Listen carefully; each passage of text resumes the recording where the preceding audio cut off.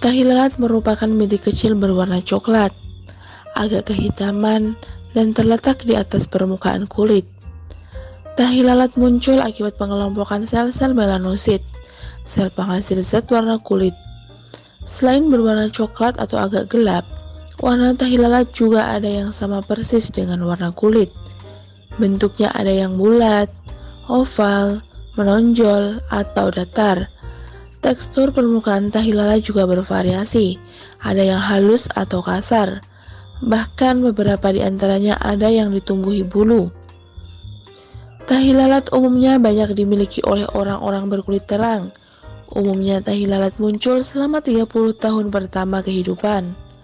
Namun ada juga tahi lalat yang muncul sejak lahir. Jumlah dan tampilan tahi lalat bisa saja berubah seiring perubahan hormon. Misalnya, jumlah tahi lalat yang bertambah saat memasuki usia remaja. Di samping itu, warna tahi lalat juga cenderung berubah jadi lebih gelap pada wanita hamil.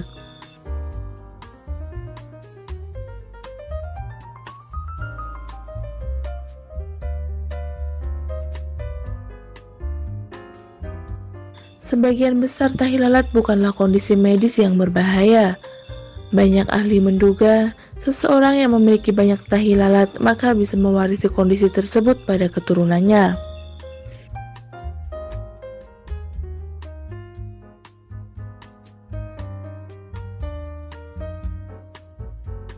Munculnya tahi lalat dikarenakan adanya pengelompokan sel-sel penghasil zat warna kulit yang disebut melanosit.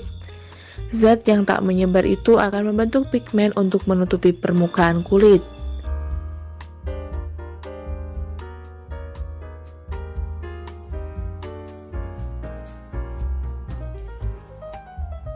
Tahi lalat umumnya tak berbahaya, tapi kondisi ini bisa menurunkan rasa percaya diri sebagian orang, misalnya karena bentuknya yang mengganggu penampilan.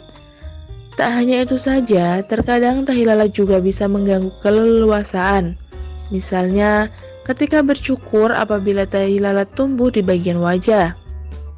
Sementara itu, tahi lalat yang berbahaya merupakan tahi lalat yang menjadi tanda dari kanker kulit.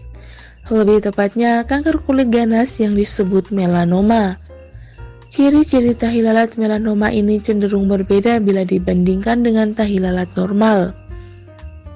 Penampilan tahi lalat melanoma bentuknya tidak simetris, tepiannya agak kasar dan tidak rata, dan umumnya terdiri dari 2 atau 3 warna.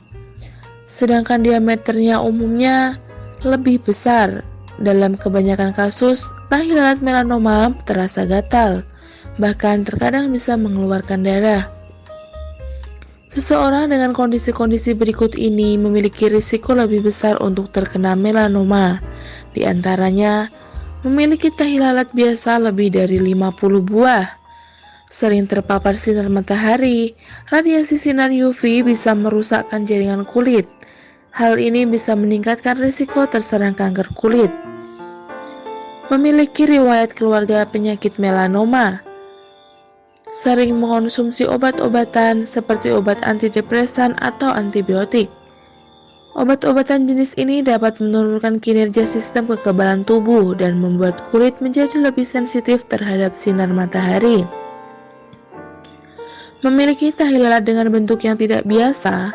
Harap berhati-hati jika kamu memiliki tahi lalat berukuran lebih besar dibandingkan tahi lalat normal, dengan warna coklat tua di tengahnya dan ada warna lebih terang pada tepiannya yang tidak rata. Memiliki kulit sensitif yang mudah terbakar sinar matahari. Temui dokter jika mencurigai perubahan yang terjadi pada tahi lalat di tubuh. Nantinya dokter akan melakukan pemeriksaan lebih lanjut untuk mengetahui jenis tahi lalat yang diidap.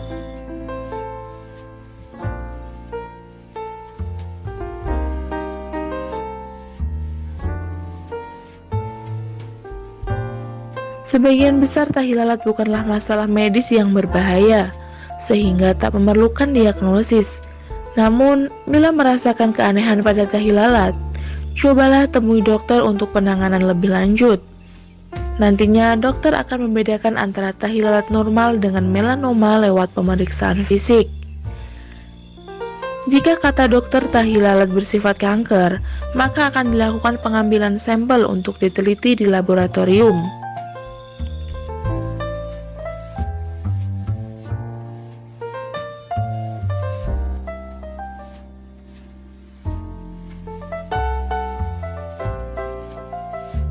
Umumnya, tahi lalat bukanlah kondisi medis yang serius, sehingga tak memerlukan penanganan medis.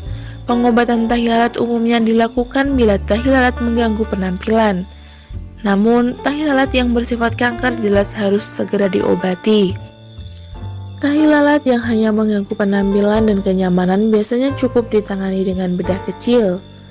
Dalam hal ini, dokter akan mengangkat tahi lalat yang kamu miliki hingga rata dengan permukaan kulit, lalu menutup luka tersebut dengan teknik cauterization menggunakan energi panas. Sementara itu, tahi lalat yang bersifat kanker pengobatannya disesuaikan dengan tingkat keparahannya. Berikut beberapa metode pengobatan untuk mengatasi tahi lalat yang bersifat kanker atau melanoma. Metode ini bisa diterapkan pada kasus melanoma yang baru memasuki stadium awal dan menengah. Untuk kasus stadium 1, 2, dan 3, tindakan operasi bertujuan mengangkat sel-sel melanoma atau mungkin sebagian kulit di sekitarnya. Metode ini dilakukan untuk menangani melanoma yang sudah menjalar ke bagian tubuh lainnya. Andaikan melanoma sudah menjalar ke berbagai bagian tubuh lain, umumnya dokter akan mengambil tindakan kemoterapi. Kemoterapi dilakukan dengan pemberian obat anti kanker. Pada kanker melanoma yang sudah memasuki stadium tinggi, prosedur kemoterapi dapat dimanfaatkan untuk mengurangi rasa sakit dan gejala yang ada. Terapi itu bertujuan untuk meningkatkan sistem imun untuk melawan kanker. Prosedurnya dengan menyuntikkan obat-obatan ke pembuluh darah atau langsung ke dalam gumpalan melanoma. Metode ini bertujuan membunuh sel-sel kanker dengan menggunakan radiasi terkendali. Umumnya, radioterapi dilakukan setelah pengangkatan kelenjar getah bening. Prosedur ini berguna untuk meringankan gejala melanoma stadium tinggi.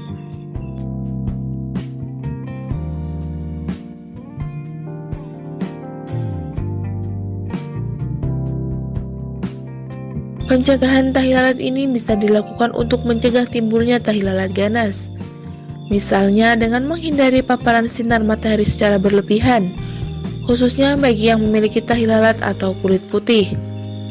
Waspadai sinar matahari di siang hari, terutama antara pukul 11 siang sampai 5 sore. Jika diharuskan untuk keluar rumah, bawalah payung untuk melindungi diri dan selalu kenakan krim tabir surya. Jika muncul tahi lalat baru atau perubahan pada tahi lalat lama, coba awasi perubahannya. Misalnya dilihat dari bentuk, warna, tepian yang tidak rata, serta ukurannya. Bila tahi lalat terlihat abnormal, apalagi menimbulkan rasa gatal dan berdarah, segeralah temui dokter.